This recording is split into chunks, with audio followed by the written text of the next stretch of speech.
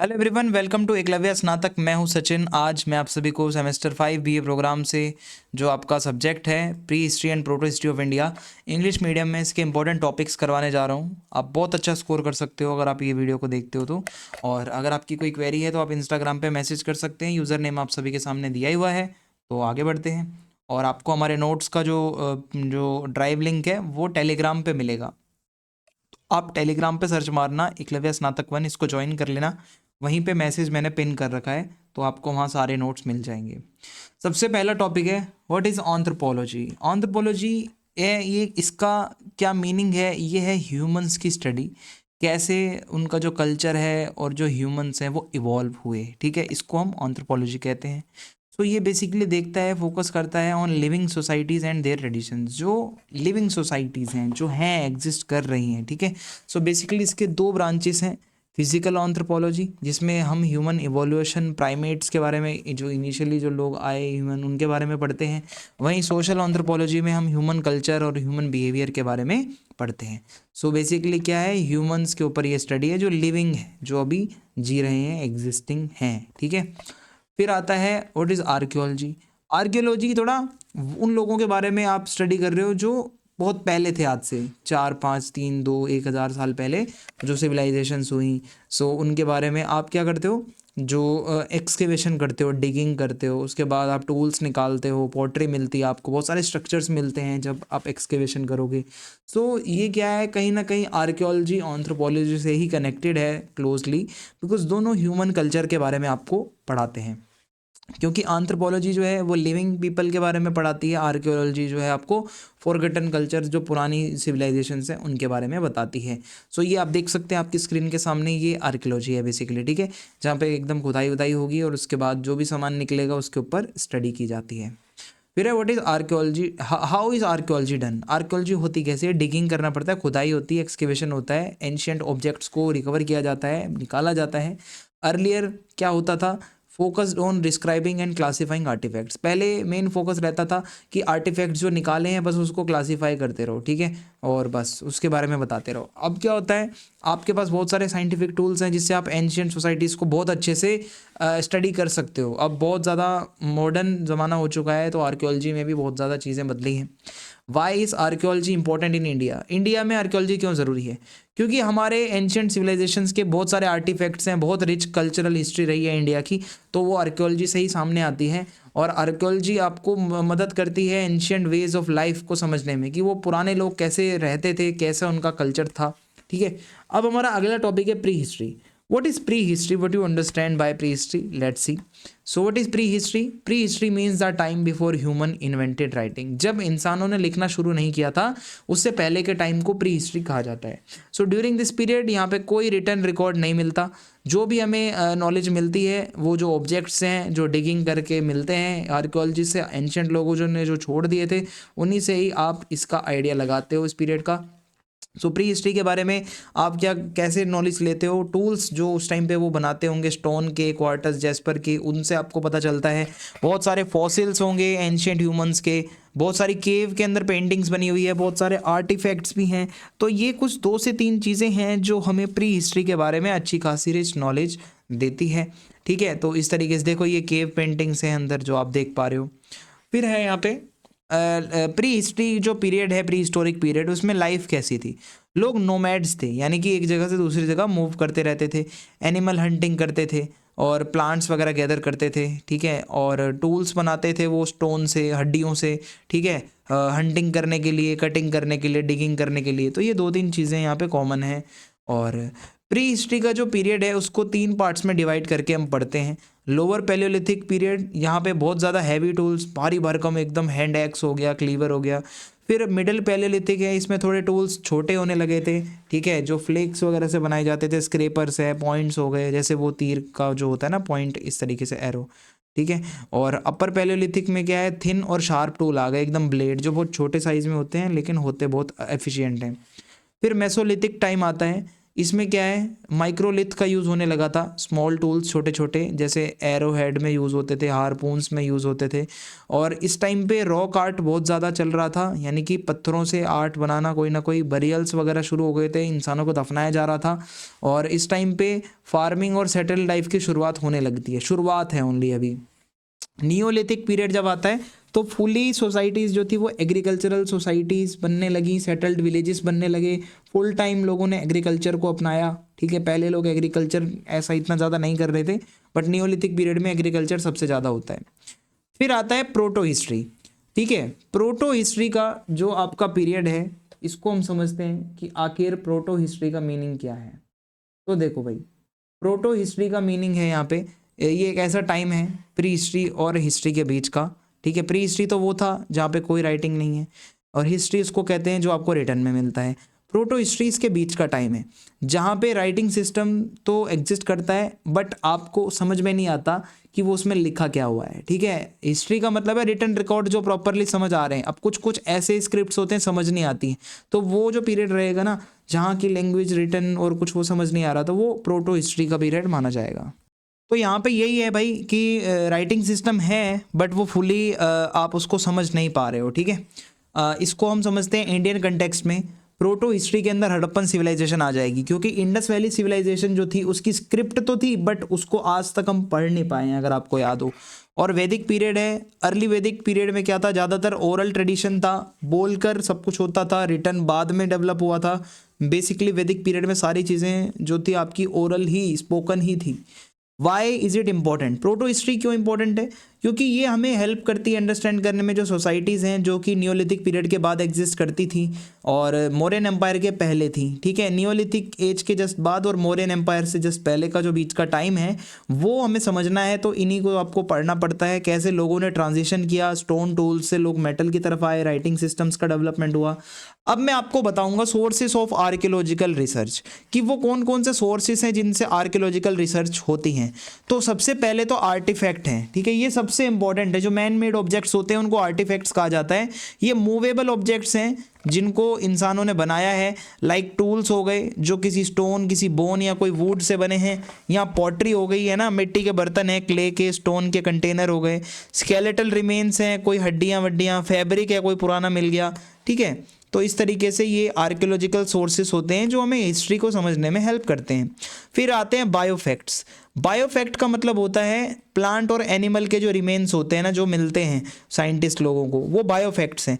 Like seed हो गए, pollen है, वुड है, एनिमल्स की हड्डियां हैं। बायोफैक्ट हमें ये चीज़ समझने में हेल्प करते हैं कि लोग क्या खाते थे और किस तरीके से रहते थे, बिकॉज सीड्स वगैरह से पता चल जाएगा ना कौन सी क्रॉप थी उस टाइम पे, क्या था। Now next topic is steps in archaeological research. Archaeological research के स्टेप कैसे कैसे होते हैं? सबसे पहले किसी भी साइट को ढूंढा जाता है। पुराना मेथड क्या होता था कि किसी ने कोई स्टोरी सुना दी, कोई मिथ बता दिया, भाई इधर जाओ उधर जाओ, ठीक है, तो वहाँ पे ये मिलेगा, तो लोग वहाँ पे चले जाते थे। या कभी कभी कोई कोई साइट्स तो एक्सीडेंटल डिस्कवरीज भी हो जाती हैं कि एकदम कोई प्लान नहीं था और एकदम से मिल गई। जैसे हड़प्पन सिविलाइजेशन है, वो रेलवे का काम चल रहा था, वहाँ पे वर्कर्स को एकदम से ही वहाँ पे कुछ मटेरियल रिमेन्स मिलने लगे, तो वो उसकी सिविलाइजेशन की डिस्कवरी एकदम एक्सीडेंटल वे में हुई। फिर मॉडर्न मेथड क्या है? आज की डेट में साइंटिस्ट लोग जो है टेक्नोलॉजी का यूज़ करते हैं कि लोकेट कर पाएँ कि एंशिएंट साइट्स कौन सी हैं, कहाँ पे जाना सही रहेगा। इसकी प्रोसेस क्या होती है स्टडी की आर्कियोलॉजी में? देखो, सबसे पहले एक्सप्लोर किया जाता है, साइट्स को ढूंढा जाता है, फिर एक्सकेवेशन किया जाता है, यानी कि अच्छे से उसकी खुदाई होगी, उसकी डिगिंग करी जाएगी। ठीक है, उसके बाद चीज़ें मिलेंगी। फिर पोस्ट एक्सकेवेशन, उसके बाद क्या होता है, जो भी चीज़ें मिली हैं उसको अच्छे से इकट्ठा करके स्टडी की जाएगी। Now our next topic is relationship between archaeology and other subjects. तो आइए समझते हैं क्या इनका रिलेशन है। आर्कियोलॉजी और हिस्ट्री के बीच में क्या जो एक रिलेशन है वो मैं आपको बता देता हूँ। देखो, हिस्ट्री हमें पास्ट के बारे में बताती है। ठीक है, हिस्ट्री स्टडीज पास्ट। ठीक है, तो भाई हिस्ट्री का तो मतलब आपको पता ही है कि आप कोई भी पास्ट में कुछ हुआ है उसको आप रिकॉर्ड्स हैं आपके पास उसके, तो आप उससे उसको स्टडी कर रहे हो। अब लेकिन यहीं पे आर्कियोलॉजी में क्या होता है इसको समझ लो। ये क्या है, जो लोगों ने सामान छोड़ दिया है यूज़ करके, ठीक है, राइटिंग कोई मिली हो या ना मिली हो, लेकिन कोई टूल्स मिले हैं, कोई बिल्डिंग्स मिली हैं, कोई किसी की कब्र मिली है, तो उसका यूज़ किया जाएगा स्टडी के लिए। आर्कियोलॉजी और एनवायरनमेंट में क्या है, देखो peoples living were shaped by their surroundings. आप अगर पुरानी सिविलाइजेशंस देखोगे तो वो रिवर के पास रहते थे, माउंटेन और क्लाइमेट का बहुत बड़ा रोल होता है सिविलाइजेशंस में। तो यहीं पे होता क्या है कि studying the environment help us how ancient people survived, ठीक है। तो पता चलता है कि जब आप एनवायरनमेंट के बारे में स्टडी करते हो तो आपको उस टाइम पे लोगों का क्या आसपास का क्लाइमेट रहता होगा, लोग कैसे वहाँ पे सर्वाइव करते होंगे, ठीक है, इस सब के बारे में पता चलता है। तो एनवायरनमेंट की स्टडी भी बहुत कभी कभी अच्छे से आपको इन्फॉर्मेशन दे सकती है कि भाई लाइक उस टाइम में क्या एनवायरनमेंट रहता होगा, तो उससे भी बहुत से आइडिया लग जाते हैं। फिर है आर्कियोलॉजी एंड एंथ्रोपोलॉजी।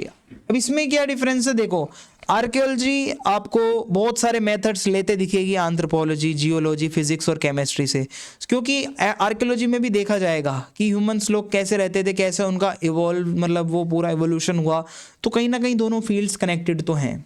फिर है आर्कियोलॉजी एंड फिजिक्स। तो देखो physics tools help find buried artifacts and date them. Physics से आपको हेल्प मिलती है कि किस तरीके से कोई अगर मेटल अंडरग्राउंड है तो उसको कैसे ढूंढना है, मैग्नेटोमीटर हेल्प करेगा। वहीं अगर आपको कोई ऑब्जेक्ट की एज पता करनी है कि कितना पुराना है, तो उसके लिए रेडियो कार्बन डेटिंग का मेथड है, तो फिजिक्स भी हेल्प करता है। फिर है आर्कियोलॉजी एंड केमिस्ट्री। अब केमिस्ट्री में बहुत सारे केमिकल्स पढ़ाए जाते हैं, तो कुछ हमारे मेटल्स होते हैं, वॉल पेंटिंग्स होती हैं जिनको साफ करने के लिए कुछ केमिकल्स यूज होते हैं, तो कहीं ना कहीं आर्कियोलॉजी आपकी केमिस्ट्री से भी रिलेटेड हुई। और आर्कियोलॉजी बॉटनी से कैसे रिलेटेड है, क्योंकि बॉटनी आपको पता है प्लांट्स का विज्ञान होता है, प्लांट्स की साइंस होती है। सो इसमें क्या है, प्लांट रिमेन्स जो हमें मिलते हैं वो भी हमें बहुत मदद करते हैं आर्कियोलॉजी में, सीड्स मिल गए वगैरह कुछ ऐसा, तो उससे आइडिया लगेगा उस टाइम क्या फार्मिंग, क्या किस तरीके से वो करते थे, डाइट क्या होती थी, ठीक है। For example pollen analysis shows what crops were grown in the past. Pollen का एनालिसिस करके आपको पता चल जाएगा उस टाइम पे कौन सी क्रॉप्स को ग्रो किया जाता था। आर्कियोलॉजी एंड जूलॉजी का क्या कनेक्शन है, देखो इसमें क्या है, studies animal remains to understand how human domesticated animals. तो जूलॉजी और आर्कियोलॉजी दोनों जोड़कर जो है इस चीज़ को समझते हैं कि एंशिएंट टाइम्स में लोगों ने कौन से एनिमल्स को डोमेस्टिकेट किया, लाइक डॉग, शीप, और किन एनिमल्स को हंट किया। Now our next topic is dating methods. आप कोई भी चीज़ को डेट करना है, डेट करने का मतलब यहाँ पे वो नहीं है जो आप समझ रहे हो, डेट करने का मतलब है कि उसकी डेटिंग करनी है, कितना पुराना है वो ऑब्जेक्ट, ठीक है। सो एक होता है ऑब्सोल्यूट डेटिंग। एब्सोल्यूट डेटिंग का मतलब है ये आपको एग्जैक्ट डेट बता देगा, जैसे कि कोई कॉइन आपको मिला है पुराना, कोई इंस्क्रिप्शन है, कोई साइंटिफिक टूल्स हैं, तो इससे एग्जैक्ट डेटिंग पता चल जाती है, इसको एब्सोल्यूट डेटिंग कहते हैं। फिर रिलेटिव डेटिंग है, यानी कि compares artifacts and layers to figure out which come first. दो आर्टिफैक्ट्स हैं, उनको कंपेयर किया जाएगा कौन सा पहले आया है, इससे आइडिया लगाया जाएगा वो कितना पुराना हो सकता है। फिर एक कॉमन डेटिंग मेथड्स हैं कुछ, जैसे स्ट्रेटिग्राफी है, इसमें सॉइल्स की लेयर को स्टडी किया जाता है कि जितना ज़्यादा सॉइल में आप लेयर के नीचे जाओगे उतनी आपको पुरानी चीज़ें मिलेंगी, लाइक उतना वो आर्टिफैक्ट पुराना है। वहीं एक डेंड्रोक्रोनोलॉजी है, ठीक है, जिसमें ट्रीज़ की जो रिंग होती है ना उनको स्टडी किया जाता है। देखो ये डेंड्रोक्रोनोलॉजी है, ये जो ट्रीज़ की रिंग है इनसे भी बहुत कुछ पता चलता है भाई, ठीक है। फिर आती है रेडियो कार्बन डेटिंग। ये क्या है कि measures the amount of carbon 14 in organic objects. जो ऑर्गेनिक ऑब्जेक्ट्स हैं, चाहे बोन है चाहे कोई वुड है, ठीक है, लगभग 50,000 ईयर तक तो वो इसके एग्जैक्ट डेट बता देगा रेडियो कार्बन डेटिंग कि उसमें कितना अमाउंट कार्बन का है, इससे वो आइडिया लग जाता है रेडियो कार्बन डेटिंग से, लाइक वो ऑब्जेक्ट कितना आपका ओल्ड है। फिर आता है पोटेशियम आर्गन डेटिंग। इसमें क्या होता है, ये मेथड यूज़ किया जाता है find the age of volcanic rocks. जो आपकी वोल्केनो में जो रॉक्स होती हैं, लावा से बनती है ना, उनको देखने के लिए कितनी वो पुरानी है। होता क्या है, जब लावा ठंडा हो जाता है तो वो रॉक बन जाता है, आपको पता होगा, और उसमें ना उस टाइम एक गैस ट्रैप हो जाती है जिसको आर्गन कहा जाता है। मिलियन ईयर तक होता क्या है, a tiny part of the rocks potassium changes into organ gas. होता क्या है, धीरे धीरे वो आर्गन गैस में ही बदलने लगता है, एक छोटा सा टाइनी पार्ट जो है रॉक का, पोटेशियम का। सो साइंटिस्ट लोग क्या करते हैं कि कितना मच आर्गन गैस जो है वो रॉक के अंदर है, यानी कि उससे पता चल जाएगा कि वो कितनी पुरानी वो रॉक है। फिर आता है थर्मोल्यूमिनेसेंस डेटिंग। थर्मोल्यूमिनेसेंस डेटिंग में क्या होता है, जो पोटरी है यानी कि मिट्टी के बर्तन है, स्टोन्स हैं, उसको कितने टाइम पहले हीट किया गया होगा, इससे इसकी डेट पता की जाती है। सो एक पोटरी और या स्टोन को जब हीट किया जाता है तो उसके अंदर एक एनर्जी होती है, ये एनर्जी धीरे धीरे बनती है। जब साइंटिस्ट लोग इन ऑब्जेक्ट्स को दोबारा से हीट करते हैं तो वो ट्रैप्ड एनर्जी लाइट के फॉर्म में बाहर आती है। सो ये लाइट को मेज़र किया जाता है, पता चल जाता है कि लास्ट टाइम इसको कब हीट किया गया होगा और वो कितना पुराना है, ये पता चल जाता है। Features of lower Palaeolithic culture. अब आपको मैं पढ़ाने वाला हूँ जो आपका लोअर पैलियोलिथिक कल्चर था, सबसे एकदम आप यहाँ पे प्री हिस्ट्री वाले कल्चर के बारे में अगर बात करो तो जो कुछ टूल्स यूज़ होते थे वो थे हैंड एक्स, क्लीवर, ठीक है, जो आपका बेसिकली है, और टूल्स बहुत बड़े बड़े हैवी थे और बहुत रफ थे, ठीक है। और अगर मैं आपको बताऊं टूल्स ज़्यादातर क्वार्टर्स और अदर कुछ हार्ड मटेरियल होते हैं उनसे बनाए जाते थे। इस पीरियड को एक्चुलियन कल्चर भी कहा जाता है क्योंकि फ्रांस के अंदर भी सिमिलरली ऐसी ही चीज़ें टूल्स मिले हैं, जो एक जगह है सेंट एक्चुल, वहाँ से भी ये सेम चीज़ मिलती है सेम टाइम पे, तो इस पीरियड को एक्चुलियन कल्चर भी आप कह सकते हो। इसके 3 फेजेस हैं, अर्ली, मिडल और लेट एक्चुलियन। ये फेजेस आपको इसलिए डिवाइड करके दिखाए गए हैं कि धीरे धीरे gradual improvement I tools making में। बेसिकली टूल्स मेकिंग का सारा काम है कि वो कितने हैवी टूल्स थे, धीरे धीरे इंप्रूवमेंट हुआ तो वो टूल्स छोटे हो गए, शार्प हो गए। लाइफस्टाइल कैसी थी इनकी, हंटर गैदरर्स थे, एनिमल्स की हंटिंग करते थे, वाइल्ड प्लांट्स और जो भी चीज़ें मिल जाएं, फ्रूट्स एंड ऑल, उसको वो अपने पास रखते थे। ओपन एरियाज़ में रहते थे, कोई परमानेंट एरियाज़ नहीं थे, रिवर के पास में कहीं रह लिया करते थे। अब आपको इन कल्चर्स के बारे में कैसे पता चलता है, तो इंडिया में कुछ डिस्कवरी हुई, लाइक रॉबर्ट ब्रूस फूट जो थे उन्होंने पहली हैंड एक्स जो है चेन्नई तमिलनाडु पल्लवरम में ढूंढी, वहाँ से इनको पता चला कि ये कितनी पुरानी है। फिर हथनोरा नाम की जगह है मध्य प्रदेश में, वहाँ पर ये ओनली साइट इन इंडिया है where a fossilized human skull was found, पूरा प्रॉपर ह्यूमन स्कल वहाँ पे फॉसिलाइज्ड मिला है। फिर है टूल्स एंड फॉसिल्स, कुछ स्टोन्स टूल्स हैं like hand axes, scraper, cleaver, ये आपको नॉलेज दे देंगे, इन्फॉर्मेशन दे देंगे। Fossils of animals hunted by early humans, जो जिन जानवरों का शिकार हुआ था उनके कुछ फॉसिल्स हैं जो आपको आइडिया दे देंगे। कुछ इंपॉर्टेंट एक्सकेवेशंस हैं, कर्नाटका का ईसमपुर है, वहाँ पे एक्सकेवेशन हुआ, ये सबसे पुरानी साइट मानी जाती है दुनिया की, अबाउट 1.2 मिलियन ईयर्स ओल्ड। यहाँ अर्ली ह्यूमंस जो है स्टोन्स को कलेक्ट करते थे, टूल्स बनाते थे, हैंड एक्स और क्लीवर, ये 2 नाम तो याद रखना। फिर आता है अतिरमपक्कम तमिलनाडु, इसको रॉबर्ट ब्रूस फ्रूट ने ही डिस्कवर किया था। यहाँ पे जो टूल्स मिले हैं वो क्वार्टिस के बने हुए हैं, ठीक है, जो आपको ज़्यादातर मिलते हैं।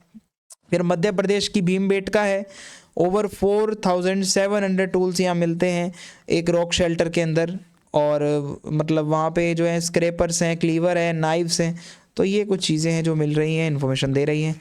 फिर आता है तिकोदा, तिकोदा नाम की जगह जो है वो मध्य प्रदेश के अंदर है।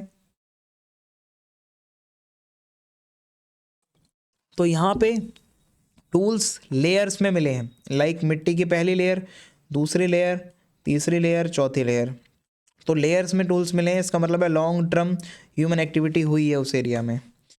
फिर उसके बाद है how tools and sites were found, तो टूल्स जो है नियर रिवर बैंक, नदी के किनारे ज़्यादातर मिलते हैं, यहाँ रॉक शेल्टर्स में मिले हैं।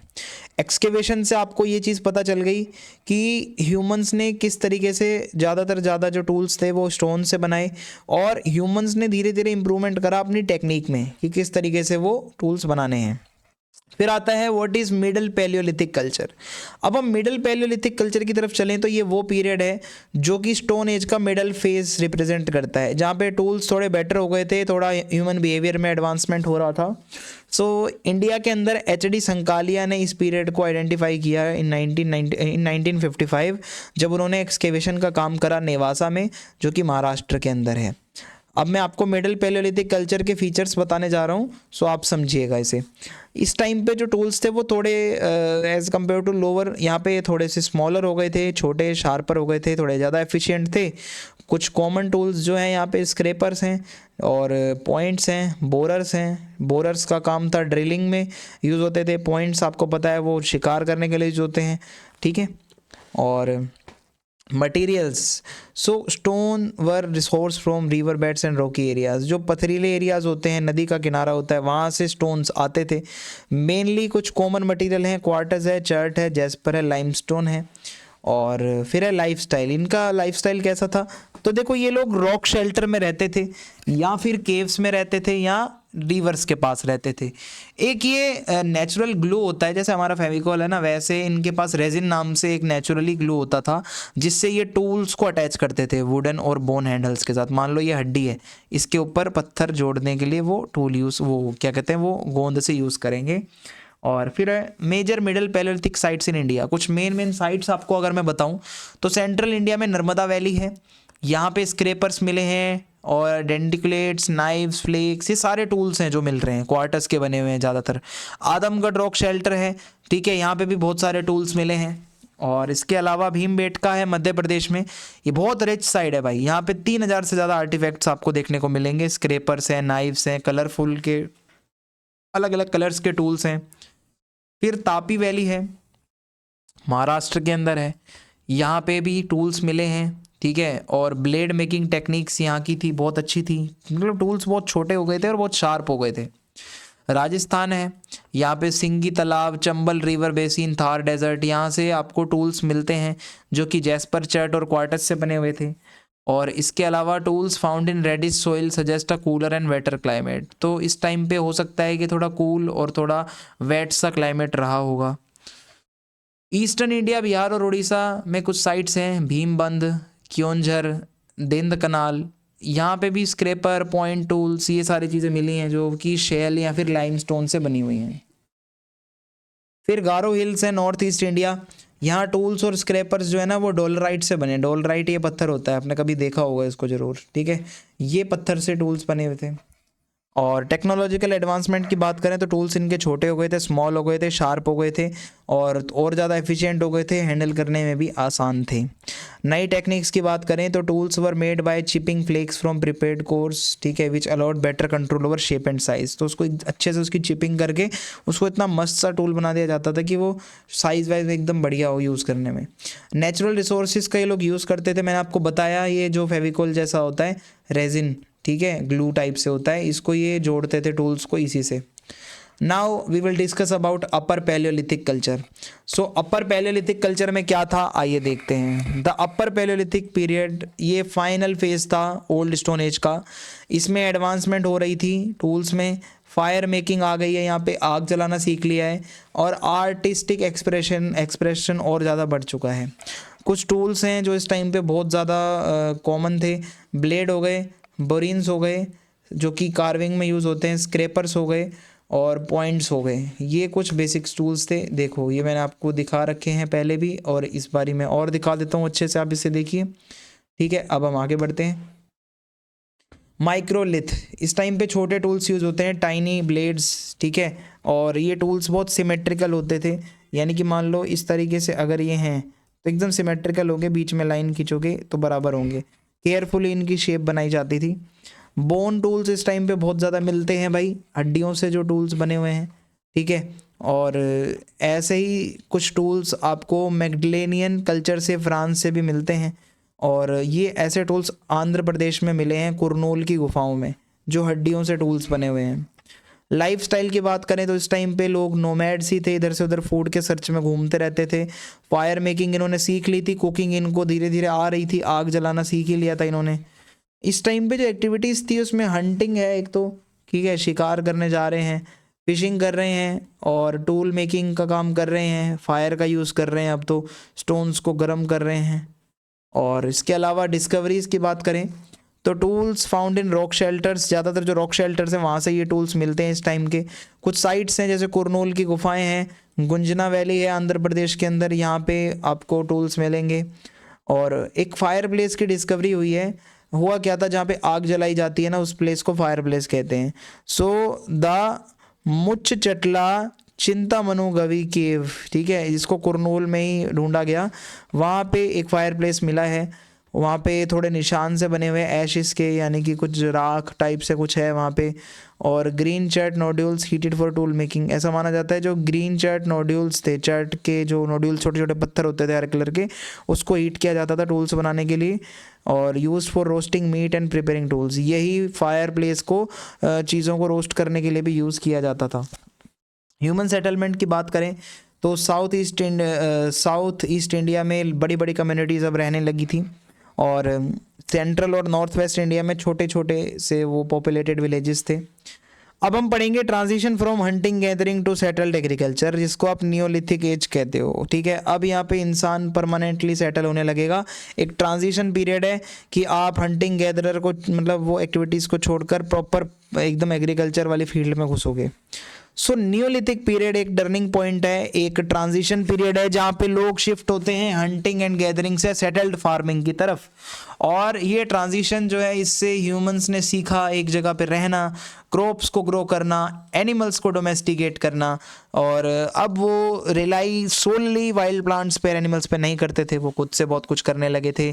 अब मैं आपको नियोलिथिक के कुछ मेन फीचर्स बता देता हूँ इस ट्रांजिशन के। एक तो domestication of plant and animals, लोगों ने वीट, बार्ले, राइस, मिलेट ये ग्रो करना शुरू करा, और एनिमल्स को डोमेस्टिकेट किया, शीप्स, गोट, कैटल, पिग्स वगैरह दूध वगैरह के लिए या खाने के लिए, या उसका ट्रांसपोर्टेशन में एनिमल्स का यूज़ करते थे। फिर है सेटल्ड विलेजेस। इस टाइम पे लोग सेटल होने लगे, परमानेंट घर बनाने लगे। ये धीरे धीरे रिवर वैलीज के आसपास ही ये लोग रहने की कोशिश करते थे, क्योंकि पानी बहुत ज़रूरी है, अच्छी मिट्टी भी मिल जाती है वहाँ पे। फिर है स्टोरेज एंड सरप्लस। अब एग्रीकल्चर जब ये लोग करने लगे तो इससे सरप्लस फूड प्रोड्यूस होने लगा, जिसको ये लोग फिर उसको खाने को अपने मिट्टी के बर्तनों में और ग्रेनरीज में रखने लगे। Surplus food enabled population growth. जब खाना इतना ज़्यादा बचने लगा, पॉपुलेशन ग्रोथ होने लगी, ट्रेड भी होने लगा अच्छा से और अच्छे से। सोशल ऑर्गेनाइजेशन की बात करें तो सेटल्ड लाइफ जब शुरू हुई तो सोसाइटीज़ ऑर्गेनाइज होने लगी, एक जगह पे लोग रहने लगे, जहाँ हर किसी का एक रोल था। किसी का काम फार्मिंग करना है, किसी का काम टूल मेकिंग करना है, किसी का काम मतलब कुछ और है। स्टोन के टूल्स थे, टूल्स अभी भी पॉलिश हो रहे थे और ज़्यादा अच्छे होते जा रहे थे, शार्पर होते जा रहे थे। शेप देख रहे हो, एकदम मस्त वाले लग रहे हैं टूल्स। फिर इसके एग्जांपल है एक्स हो गए, एडजेस हो गए, सिक्कल हो गए, ग्राइंडिंग स्टोन हो गए, ठीक है। ये ग्राइंडिंग स्टोन है, ये आपका एक्स है, कुल्हाड़ी जिसको आप कहते हो। तो अब टूल्स भी थोड़े से मस्त हो गए थे। पॉटरी की बात करें तो handmade pottery was used for storage and cooking. जो मिट्टी के बर्तन हैं, हाथ से बनाए जाते थे, उनको स्टोरेज के लिए यूज़ किया जाता था, उसमें कुछ स्टोर करके रख दिया, या कुकिंग के लिए यूज़ होते थे। अर्ली जो पॉट्स हैं वो बहुत सिंपल होते थे, कोई डेकोरेशन, कोई पैटर्न नहीं होता था उस पर। हाउसेस की बात करें तो मड, मिट्टी के घर थे, या फिर घास फूस के घर थे, या पत्थर के घर थे। सेटलमेंट्स जो है सर्कुलर होती थी, ऐसे राउंड सा होता था उनका वो, और चारों तरफ लोग रहते थे, या रेक्टेंगुलर भी हो सकती थी, ठीक है, और वो साथ में लोग रहते थे। ऑर्नामेंट्स जो लोग यूज़ करते थे, बीड्स, शेल्स, स्टोन्स, ज्वेलरी बनाने के लिए यूज़ करते थे। अब हमारा अगला जो टॉपिक है वो है subsistence strategies of neolithic communities in India. So इनकी सबसिस्टेंट स्ट्रेटजी की बात करें, गुजारा कैसे करते थे, तो ये लोग फार्मिंग करते थे। नॉर्थ वेस्ट इंडिया के अंदर अगर आप देखोगे, जो आपका वीट और बार्ले उगाया जाता था मेहरगढ़ में, जो आप पाकिस्तान में है।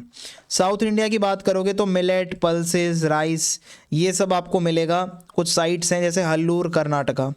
गंगा वैली में आपको राइस बहुत देखने को मिलता है, चिरान नाम की जगह है बिहार, वहाँ से इसके वो एविडेंस हैं।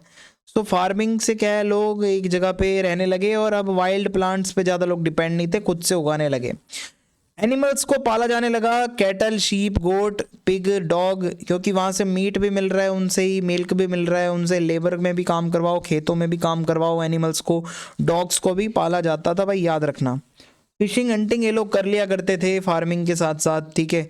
और इसके अलावा डियर, वाइल्ड बोर्स, ये कुछ एनिमल्स को ये लोग हंट करते थे, शिकार करते थे, और नियर बाय रिवर्स में ये लोग जाके फिशिंग करते थे। अब हम नियोलिथिक साइट्स देखें इंडिया में कौन कौन सी है, तो मेहरगढ़ है जो मैंने आपको बताया, इंडस वैली का भी एक टाइम पे पार्ट था, one of the earliest Neolithic site है ये। यहाँ आपको एविडेंस मिलेंगे वीट और बार्ले फार्मिंग के और एनिमल डोमेस्टिकेशन के, और मड ब्रिक हाउस, ठीक है, इस तरीके से इनके घर बने हुए थे। बिहार में चिरांद नाम की जगह है, यहाँ आपको राइस के एविडेंस मिलते हैं, और इसके अलावा पोट्री ये लोग रखते थे बहुत ज़्यादा, उसके एविडेंस मिलते हैं। और कर्नाटका का हल्लूर है, यहाँ पे मिलेट्स और पल्सेस वगैरह जो है वो उगाए जाते थे, और टूल्स कुछ मिले हैं यहाँ से, आपके जो पॉलिश्ड एक्सिस हैं वो यूज़ होते हैं। और बुर्ज होम कश्मीर में एक जगह है, तो ये जाना जाता है कि यहाँ पे लोग गड्ढे में रहते थे, ठीक है, पिट्स बना के रहते थे। यहाँ पे लोग जो है हंटिंग करते थे, फार्मिंग भी करते थे, दोनों चीज़ें साथ साथ चलती थी। अब हमारा अगला टॉपिक रहेगा चालकोलिथिक कल्चर्स इन इंडिया। तो चालकोलिथिक एज क्या है, ये कॉपर स्टोन एज है, ये वो टाइम था जब ह्यूमंस ने बहुत ज़्यादा कॉपर टूल्स को यूज़ करना स्टार्ट कर दिया था। ये अराउंड 2500 से 700 बीसी तक इंडिया में टाइम था चालकोलिथिक पीरियड का। हड़प्पन सिविलाइजेशन भी इसी टाइम की है। सो सबसे पहले जो कॉपर यूज़ होता है, मतलब मेटल यूज़ होता है, वो कॉपर था। ह्यूमंस ने सबसे पहला मेटल कॉपर ही यूज़ किया है अपने टूल्स बनाने के लिए। और इस टाइम पे एक्सेस, चिसल्स, नाइफ्स ये बहुत ज़्यादा अच्छे हो गए थे। ठीक है, मेटल के टूल्स सब बनने लगे थे भाई, स्टोन से हटके मेटल वाले भी आ गए। लोगों ने विलेज लाइफ जीना शुरू कर दिया था। लोग और ऑर्गेनाइज हो गए थे, फार्मिंग अच्छे से कर रहे थे, एनिमल डोमेस्टिकेशन अच्छे से हो रहा था, ट्रेड अच्छे से हो रहा है इस टाइम पे, कल्चरल डेवलपमेंट हो रहा था। ठीक है, लोगों ने पोट्री, टूल्स, बरियल प्रैक्टिसेस, ये एकदम हर रीजन में अलग अलग तरीके से ये सब चीज़ें चल रही थी। ट्रेड बहुत ज़्यादा हो रहा था, चालकोलिथिक कम्युनिटीज़ दूर दूर तक जाते थे, कॉपर और सेमी प्रीशियस स्टोन्स का ट्रेड करते थे। बार्टर सिस्टम होता था भाई, मनी तो थी नहीं इस टाइम पे करेंसी, तो बार्टर सिस्टम चलता था। की चालकोलिथिक कल्चर्स इन इंडिया, इंडिया की बात करें तो एक तो आहार बनास कल्चर है राजस्थान का, 2500 टू 1500 बीसी राजस्थान में है। ठीक है, आहार, गिलुन और बलाथल ये जगहें हैं, आहार बनास कल्चर है। इसका मेन जो सिग्निफिकेंस है वो ये है, इस टाइम पे यहाँ पे लोग अर्ली फार्मर्स थे जो वीट, बार्ले और लेंटिल्स को कल्टीवेट कर रहे हैं। कैटल, शीप और गोट्स वगैरह ये सब चीज़ें ये लोग पाल रहे हैं। Black and red ware pottery, इनके जो मिट्टी के बर्तन हैं, लाल और काले मिट्टी का वो है, उनके ऊपर लेप है। हाउसेस जो हैं वो स्टोन और मड के बनते थे। टूल्स की बात करें तो कॉपर टूल्स थे, स्टोन टूल्स भी थे। और ये अक्सर ये क्या करते थे कि जब किसी को दफनाते थे तो उसके साथ कॉपर के टूल्स और ऑब्जेक्ट्स वगैरह भी डाल देते थे। फिर है कायथा कल्चर, मध्य प्रदेश का कल्चर है ये। 2000 बीसी से 1800 बीसी, ये चंबल वैली के आसपास लोग रहते थे। यहाँ पे कॉपर यूज़र्स बहुत ज़्यादा मिले हैं इस टाइम पे, जिनकी फार्मिंग टेक्निक्स भी बहुत अच्छी थी, एडवांस थी। सो इस टाइम का जो, अगर मैं आपको बताऊं कि इसके मेन फीचर्स अगर आप मुझसे जानना चाहो तो इसमें ओकरे कलर्ड पोट्री का यूज़ होता था, यानी कि रेड एंड ऑरेंज सा थोड़ा कलर होता है, वो मिट्टी के बर्तनों में यूज़ होता था। जियोमेट्रिक डिज़ाइंस बने होते थे और यहाँ से वीट और बार्ले के कल्टीवेशन के एविडेंस मिले हैं। टूल्स की बात करें तो कॉपर के एक्सेस यूज़ होते थे और टेराकोटा बीड्स, ठीक है, वो मिट्टी के छोटे छोटे मन के भी बनाए जाते थे। और जब किसी को दफनाया जाता है तो उसमें मिट्टी का बर्तन और कुछ कॉपर का सामान वो सब भी इंक्लूड कर दिया जाता था। मालवा कल्चर है मध्य प्रदेश और महाराष्ट्र का, ये 1800 से 1200 बीसी है। लोकेशन की बात करें तो मालवा का जो पठार है आपका, इंडिया में अगर आप आओगे ये प्लेट्यू वाला रीजन है, यहाँ से ये आपको मिलते हैं एविडेंस। यहाँ पे large and well planned settlements थे, बहुत बड़े बड़े सेटलमेंट्स मिले हैं। One of the most advance Chalcolithic cultures है ये इंडिया का, मालवा कल्चर बहुत फेमस रहा है।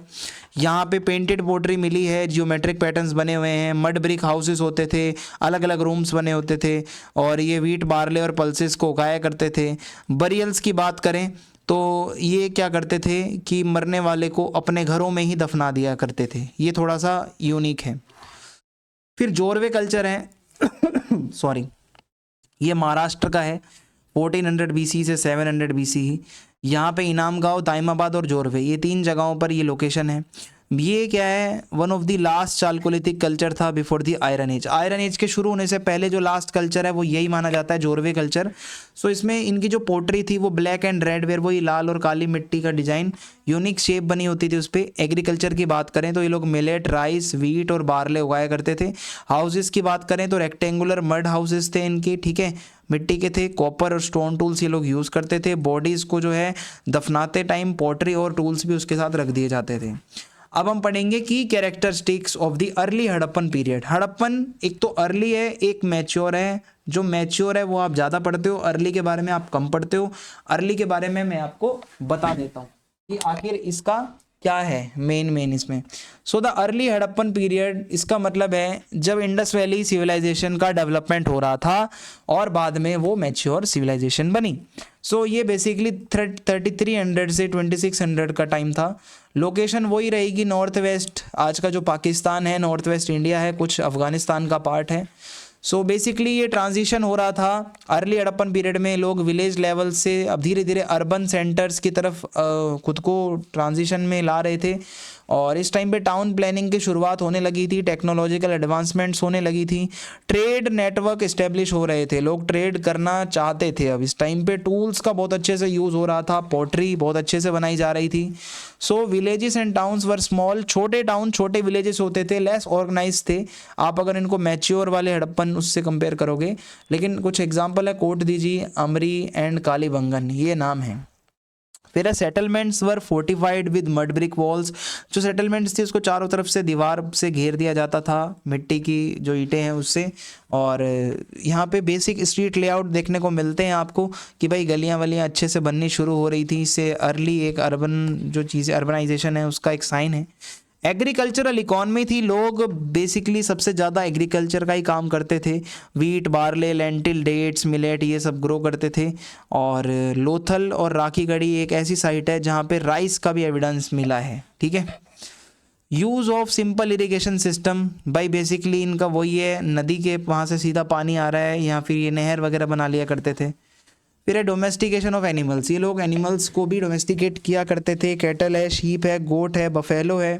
यहाँ पे आपको बैलगाड़ी का यूज़ मिलेगा, बलक कार्ट जिसको आप कहते हो, वो ट्रांसपोर्टेशन के लिए एनिमल्स यूज़ होते थे और फार्मिंग में भी यूज़ होते थे।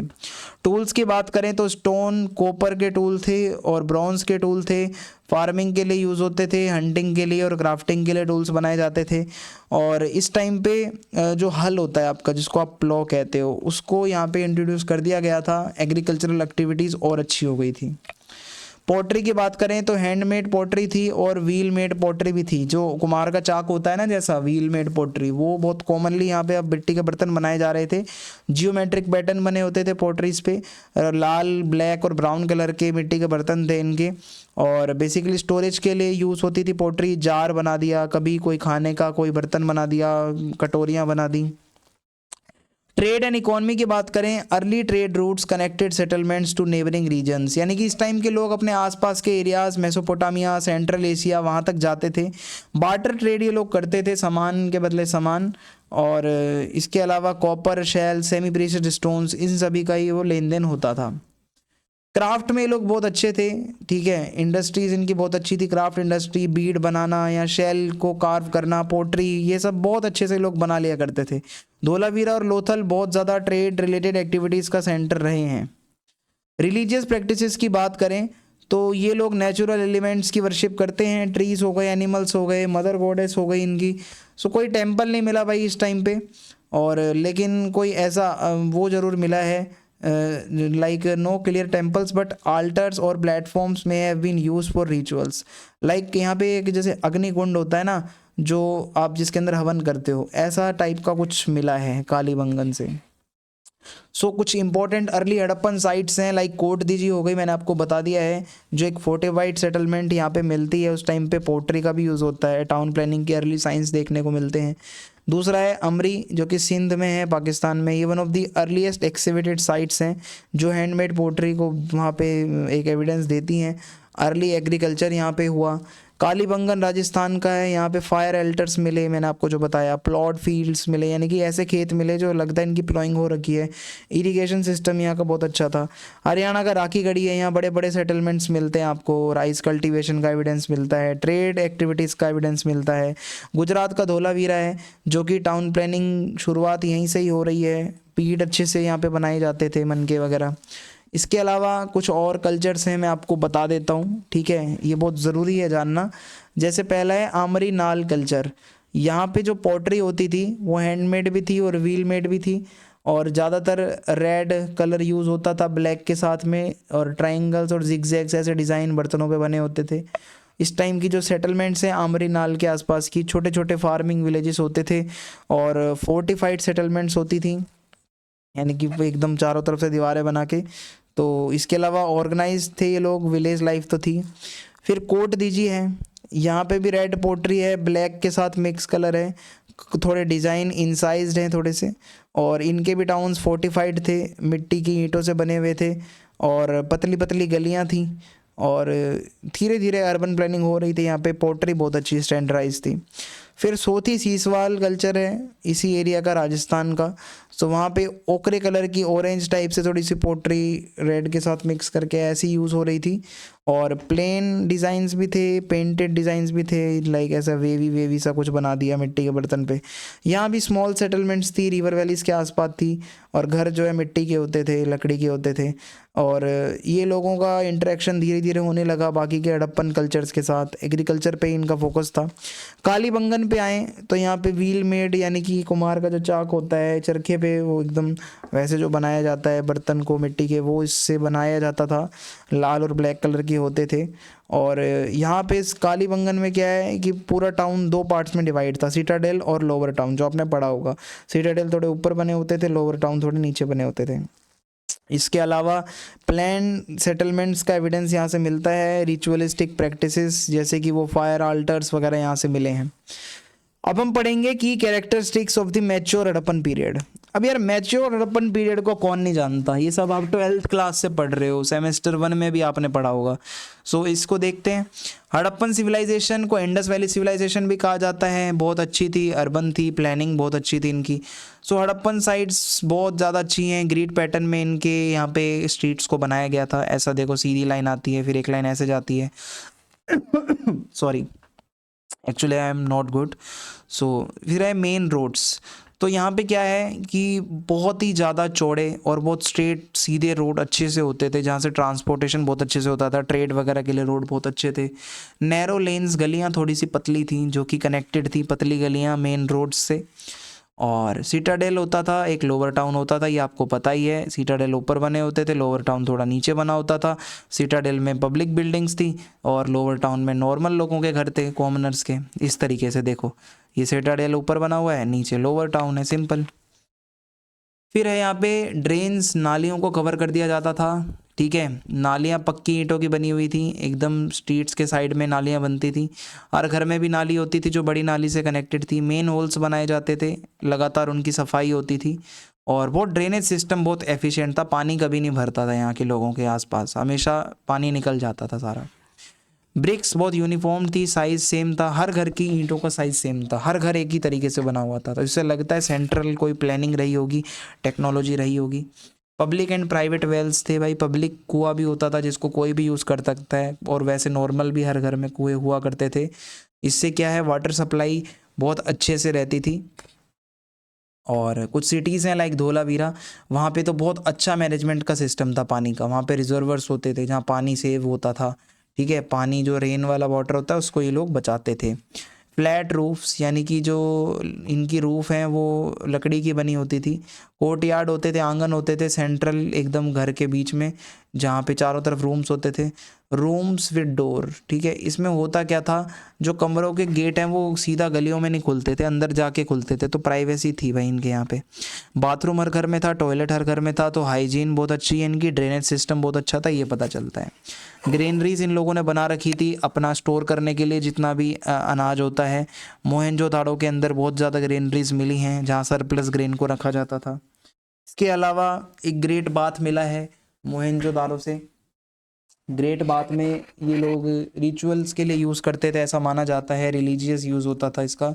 असेंबली हॉल मिले हैं, हो सकता है बड़ी बड़ी पब्लिक गैदरिंग यहाँ पे होती हो। ठीक है, एंड कुछ सिटीज़ हैं लाइक लोथल है, वहाँ पे तो डॉक यार्ड्स मिले हैं जहाँ पे वो पानी वाले जहाज खड़े होते हैं, हो सकता है मैरी टाइम ट्रेड भी होता हो। मार्केट प्लेसेस बहुत वेल ऑर्गेनाइज थे, ये लोग वेइंग स्केल्स का भी यूज़ करते थे वेट देखने के लिए, तो ट्रेड वगैरह ये लोग में बहुत आगे, मतलब इन सब में ये बहुत आगे थे। सील्स और वेट्स मिले हैं हमें। सील्स में आपको पता है कि ऊपर वो बहुत सारे डिज़ाइंस और वो फ़ोटोज़ वगैरह बने, पिक्चर्स से बनी होती थी, तो सील्स भी बहुत इन्फॉर्मेशन देती है इनके बारे में, इनकी इकोनॉमिक एक्टिविटीज़ के बारे में। तो इस तरीके से ये देखो, ये डॉकयार्ड है, यहाँ से जो भी सामान होगा वो भर भर के ये लोग ले जाते थे ट्रेड करने के लिए। फिर cities were often surrounded by fortification और वॉल्स, सिटीज़ को चारों तरफ से फोर्टिफाइड कर दिया जाता था। और gates were strategically place for control entry and exit, gates जो होते थे वो बहुत, एंट्री गेट जो होता था सिटी का उसको बहुत अच्छे से कंट्रोल किया जाता था कि एंट्री और एग्जिट कौन कर रहा है कौन नहीं कर रहा है वो पता चलता रहे। आर्ट एंड क्राफ्ट की बात करें, ये लोग टेराकोटा फिगरीन्स बनाते थे, लाइक टेराकोटा के मिट्टी के एनिमल्स, छोटे छोटे ह्यूमंस, छोटे छोटे मदर गोडेस वगैरह की वो छोटे छोटे कुछ ऐसे फिगर्स बना दिया। या बीड मेकिंग का काम करते थे ये। कुछ सेमी प्रीशियस स्टोन्स होते हैं लाइक कार्नेलियन, लेपिस लजूली, इसको ये लोग बीड्स बनाने में यूज़ करते थे। कॉपर और ब्रॉन्ज टूल्स यूज़ होते थे आपके मेटल ऑब्जेक्ट्स के लिए, ठीक है। ऑर्नामेंट्स और टूल्स वगैरह बनाने के लिए कॉपर यूज़ होता था। स्कल्पचर्स की बात करें तो यहाँ पे आपको डांसिंग गर्ल का एक पूरा एक बढ़िया स्कल्पचर देखने को मिलता है। एक प्रीस्ट किंग है, उसका स्कल्पचर देखने को मिलता है। रिलीजन इनका कोई वैसा नहीं पता चलता है। नेचर को ये लोग वर्शिप करते थे, पेड़ों को, ठीक है। और मदर गॉडेस हो सकता है इनकी कोई रही हो। कोई टेम्पल्स तो नहीं मिले हैं, ठीक है। ग्रेट बात हो सकता है रिलीजियस यूज़ में आता हो, जैसे छठ पूजा में लोग यूज़ करते हैं। सो टेक्नोलॉजी और टूल्स की बात करें तो ब्रॉन्ज टूल थे इस टाइम पे, जो कि ब्रॉन्ज एंड कॉपर से भी बनाए जाते थे, जैसे नाइफ्स हैं, एक्सिस हैं, चिसल्स हैं। पॉटरी व्हील मेड थी इनकी, पेंटेड होती थी, पेंट किया जाता था, जियोमेट्रिक डिज़ाइन बनाए जाते थे। रेड और ब्लैक मिट्टी यूज़ हो रही थी। और इस टाइम पे इनकी हड़प्पन स्क्रिप्ट भी इन्होंने बना रखी थी, जो कि ये आपस में बातचीत करते थे। इनकी अपनी प्रॉपर लैंग्वेज थी, स्क्रिप्ट थी, जो कि आपको सील्स पे, पॉटरीज पे, टैबलेट्स पे भी देखने को यूजुअली मिल जाएगी। इकॉनमी एंड ट्रेड की बात करें तो एग्रीकल्चर के बारे में देखें तो ये लोग वीट, बार्ले, राइस, सीसम, कॉटन, मिलेट ये सब उगाया करते थे। इरिगेशन मेथड इनका बहुत ज़्यादा अच्छा था भाई। ट्रेड बेसिकली ये जो है सेंट्रल एशिया, ओमान और मेसोपोटामिया से करते थे। Beed, cotton, terracotta items, Paris semi precious stones को एक्सपोर्ट कर दिया करते थे। Copper, gold, silver, lapis lazuli को इंपोर्ट कर लिया करते थे। अब हमारा अगला टॉपिक है the megalithic culture in India. India में बड़े बड़े पत्थरों का एक कल्चर आया और इसको कहा जाता है मेगालिथिक कल्चर। ये क्या, बड़े बड़े स्टोन स्ट्रक्चर्स बनाए जाने लगे। ये बरियल्स में यूज़ होते थे, इसके नीचे दफनाया जाता था किसी को, ऊपर ये पत्थर खड़े कर दिए जाते थे। ये मेगालिथिक पीरियड इसी को कहा जाता है। 1200 BCE से 300 CE तक का टाइम था। Basically south India, central India, north east, north west, यहाँ पे आपको इन सारे एरियाज़ में ये बड़े बड़े स्ट्रक्चर्स देखने को मिले हैं इतने पुराने टाइम पे। सो मेगालिथ्स जो स्टोन होते थे, बड़े बड़े स्टोन होते थे और बरियल्स के ऊपर इनको रखा जाता था। ग्रेव्स के साथ इनको एसोसिएट किया गया है। कहीं कहीं पे ये इंपॉर्टेंट जगहों को भी इंडिकेट करते हैं, हमेशा ही ग्रेव्स के लिए नहीं होते थे ये, ठीक है। मटेरियल कल्चर अगर हम बात करें इस टाइम पे iron tools, weapons, axis, sword, applause ये यूज़ होने लगे थे। पॉटरी की बात करें इस टाइम की तो ब्लैक एंड रेड वेयर जो मैं आपको बताता आ रहा हूँ, ठीक है, वो पॉलिश की जाती थी अच्छे से। एग्रीकल्चर, पेस्टोरलिज्म, ट्रेड, ये तीनों चीज़ें चल रही थी, इसका एविडेंस मिलता है बहुत अच्छे से। और सेटलमेंट पैटर्न्स की बात करें, छोटे विलेज थे, ठीक है, दूर दूर घर होते थे और नियर वाटर सोर्सेज ये लोग रहते थे फर्टाइल एरियाज़ में। और इसी के आसपास फार्मिंग, कैटल रियरिंग कम्युनिटीज़ भी रहती थी, ठीक है। सोशल ऑर्गेनाइजेशन की बात करें अगर मेगालिथिक कल्चर में तो एलिट्स होते थे, ये पता चलता है भाई इनके ग्रेव से, क्योंकि जब एलिट कोई मरता था तो उसको बरी किया जाता था वेपन्स के साथ, ऑर्नामेंट्स के साथ, मॉन्यूमेंट्स के साथ। वहीं आम कोई इंसान मरा है तो सिंपल कोई सामान नहीं होता था उसकी ग्रेव में। तो ये एक सोशल हायरार्की आ गई थी इस टाइम पे। इकॉनमी की बात करें तो एग्रीकल्चर बेस्ड इकॉनमी थी, ये लोग जानवर वगैरह पाला करते थे और आयरन टूल्स यूज़ करते थे ये लोग, और फार्मिंग के लिए यूज़ करते थे आयरन के टूल, या लड़ने में यूज़ करते थे। ट्रेड करते थे ये बीड्स का, पोट्री का, आयरन ऑब्जेक्ट्स का, ठीक है, ट्रेड वगैरह ये भी करते थे। रिलीजियस बिलीफ्स की बात करें तो ऐसा माना गया है इनके बरियल्स को देखकर और वो सब देखकर कि आफ्टर लाइफ में विश्वास करते होंगे भाई। और ये जो ग्रेव्स के साथ इतना सारा सामान डाल देते हैं, ये इनकी रिचुअल्स को दिखाता है कि ये मानते थे वो सामान बंदा आफ्टर लाइफ में यूज़ करेगा।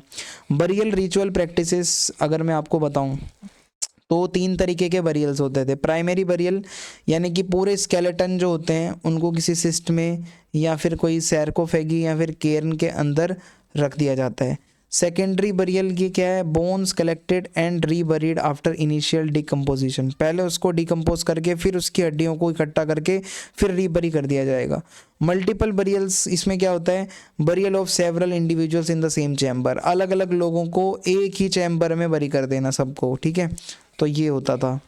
ये देखिए इस तरीके से ये कुछ फ़ोटोज़ हैं जो मैं आपको दिखा सकता हूँ, ठीक है। यहाँ पे इसके अंदर लोगों की कब्रें, किसी की हड्डियाँ, ऐसा होता था। ग्रेव्स के अंदर क्या क्या रखा जाता था कब्रों में? वेपन रखे होते थे, आयरन की तलवारें, एक्सिस, डैगर्स। या पोट्री की बात करें तो जो फूड और ड्रिंक ऑफरिंग्स, ठीक है, कि वो ऐसा कुछ सामान जिसमें ड्रिंक रखी जा सके, खाना रखा जा सके। ऑर्नामेंट्स में बीड्स हो गए, बैंगल्स हो गए, नेकलेस हो गए, सेमी प्रेशियस स्टोन से बने हुए सामान, मेटल का सामान, ये रखते थे लोग। फार्मिंग का सामान भी रख देते थे भाई, हल वगैरह भी दफना देते थे। और रिचुअल्स की बात करें तो ये ग्रेव्स पे फूड और ड्रिंक को ऑफर किया जाता था। और इसके अलावा ये मैंने बता ही दिया है, वेपन्स वगैरह भी ये लोग रखते थे। Some sites show evidence of cremation, कहीं कहीं पे जलाया भी जाता था, जैसे दाह संस्कार होता है। Types of megalithic monuments, megalithic culture में मॉन्यूमेंट्स कैसे कैसे मैं आपको बता देता हूँ। एक तो है डोलमन, ठीक है। डोलमन क्या है? बहुत बड़ा सा पत्थर होता है, उसकी टेबल सी बना दी जाती थी, ठीक है, हॉरिजॉन्टल सा स्टोन रख दिया जाता था ऊपर। सो ये बरियल साइट्स पे यूज़ होते थे, इससे पता चल जाता था ये कोई बरियल साइट है। फिर है केर्न। केर्न क्या है? इसमें ढेर लगा दिया पत्थरों का, जो कि एक निशान की तरह काम करेगा कि इसके नीचे कब्र है, ठीक है, कोई इंपॉर्टेंट जगह है। फिर है मैनहीर। मैनहीर बड़े बड़े लंबे लंबे से पत्थर हैं जो कि रखे जाते थे, और कभी कभी इनको लाइन से भी रखा जाता था बहुत ज़्यादा, या सर्कल बना के भी रखा जाता था। फिर स्टोन्स का सर्कल, कहीं कहीं पे ऐसे भी आपको वो चीज़ें देखने को मिलेंगी, सर्कुलर पैटर्न में बहुत सारे पत्थर रखे हुए हैं। हो सकता है कोई रिलीजियस या सेरेमनी वगैरह होती हो, इस तरीके से ये पत्थर का यूज़ करते हों। फिर है सिस्ट। सिस्ट क्या है? एक छोटा, एक रेक्टेंगुलर, एक गड्ढा टाइप से कुछ है, ठीक है, इसको इस तरीके से स्ट्रक्चर बना रखा है, यहाँ मरे हुए लोगों को बरी कर दिया जाता था। रॉक कट टॉम्ब है, पत्थर को काट कर उसके अंदर बोन्स वगैरह रख देना, ठीक है, ये बरियल चैम्बर होते थे, ठीक है। सो ये आपके टॉपिक्स हैं, आप इनको कर लो, यहीं से आपका पेपर बनेगा। वीडियो पसंद आई है, चैनल सब्सक्राइब करें, फीडबैक लिखें और वीडियो को शेयर करें। जय हिंद, जय भारत।